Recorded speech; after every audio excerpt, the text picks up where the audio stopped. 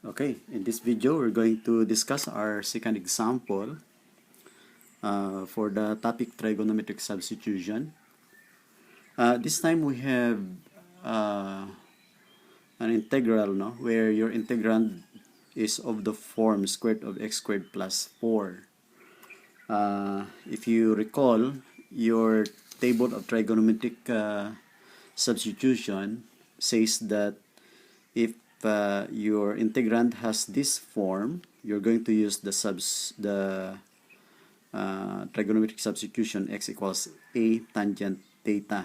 Okay, and the identity 1 plus tangent squared theta equals secant squared theta. Okay, so let's do this. You have this form, no, for your integrand. So that means that we're going to use the substitution x equals a tangent theta. Again, as I've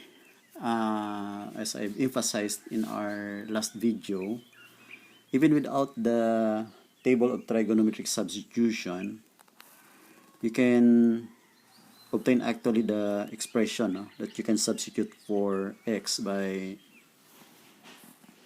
looking into this diagram, triangle, where your theta is here.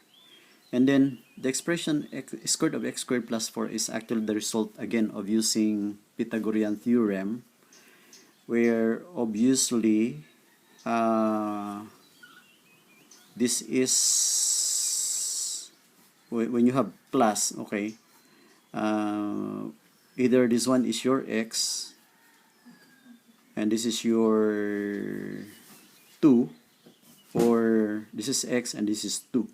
But I choose to put x here and 2 here, so to be consistent with the trigonometric substitution in our table, which is x equals a tangent theta. But if, for example, x is placed here and 2 is placed here, then you're going to use the substitution x equals a cotangent theta. But I think this is simpler. So if this is x and this is 2, then this must be square root of x squared plus 4 by using Pythagorean theorem. Okay, and from there we can find an expression for x. What is the expression for x in this case? So again, you have here x and this is 2. Now this is opposite, while this one is adjacent. So opposite adjacent, remember the SOHCAHTOA. TOA is tangent, theta equals opposite over adjacent, and your opposite is x, so that means that x is adjacent times tangent theta. So you see, it's consistent with our trigonometric substitution here, right? Okay, now when you have the expression for x, next thing to do is to find your dx, which is 2. What is the derivative of tangent theta? That's actually secant squared theta d theta, right? And we'll also find an expression for our square root of x squared plus 4. So you have square root of x squared plus 4 which is equal to your x being 2 tangent theta. This means that you have 4 tangent squared theta plus 4. Okay, now 4 is common, factor that out, then the square root of that is 2, so you have 2 square root of tangent squared theta plus 1. You remember this from our identity. Tangent squared theta plus 1 is actually equal to secant squared theta, right? This is equal to secant squared theta. So you have 2 square root of secant squared theta is secant theta. Okay, we're ready now to do substitution. Okay, for this we have integral of x cubed. Now your x is 2 tangent theta, so that means that you have 2 tangent theta cubed over square root of x squared plus 4, which is 2 secant theta, right? 2 secant theta times dx, which is 2 secant squared theta d theta. And then we simplify the expression, so we have equals integral of 2 secant theta will be cancelled. This is 8, so that means that you have 8 here, and you have tangent cube theta, then secant theta d theta. Okay, this is actually a familiar form from our trigonometric integrals. Okay, the exponent of your tangent is odd, so that means that we're going to separate a factor for that, no? So that will become tangent squared theta, and then we have here secant theta tangent theta d theta. This will be reserved later for our u. Okay,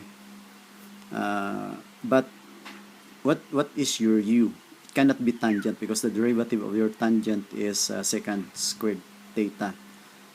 So at this point we're going to use the identity for tangent squared theta, no? Which is, remember this one, tangent squared theta plus 1 is secant squared theta, which means that tangent squared theta is secant squared theta minus 1, right?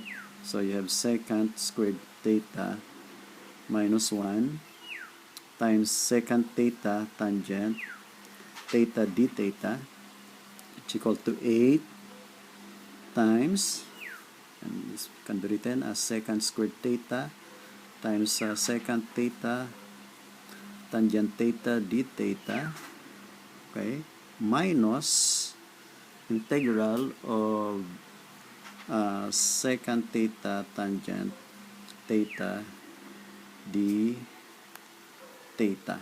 Okay, and your u is actually your u squared, and this is your du. Okay, so you have 8. What is integral of u squared du? That would be 1/3 secant cube theta, then minus integral of secant theta tangent theta d theta is what? That's actually secant theta, because the derivative of secant theta is secant theta tangent theta, okay, plus c. Okay, as indicated in our previous video, we're not going to leave this our answer in terms of theta, so we have to put it back to x. Now how can we do that? Okay, if you remember, secant theta is actually what? Secant theta is actually equal to 1 over cosine theta. Okay, but your cosine theta is your cosine theta, anyway, we're not going to use this one pala. We'll just use this identity here. The square root of x squared plus 4 equals 2 secant theta. So that means that your so let's erase this. Your secant theta is equal to square root of x squared plus 4 over 2. So substituting this, no, to our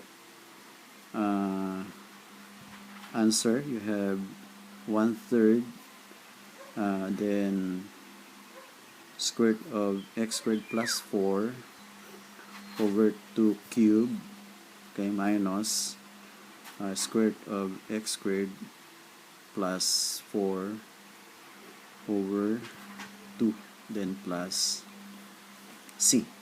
Okay, simplifying, 2 cube here is 8, so that will cancel with this 1. So let's distribute that. Okay, so you have 1/3, and then square root of x squared plus 4 to the 4th can be written as x squared plus 4 times square root of x squared plus 4 minus 8 divided by 2 is 4. So you have 4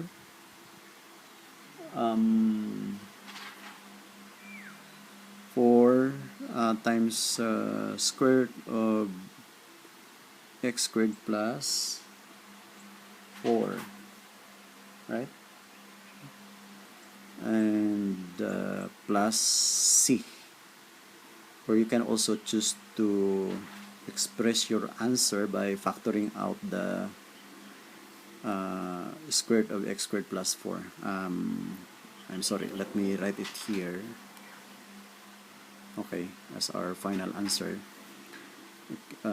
Factoring out square root of x squared plus 4, okay, then times 1/3 of x squared plus 4, then minus 4, then plus C. Okay, you can choose to simplify this further by distributing 1/3 to that, then combining, okay, for your final answer. Okay.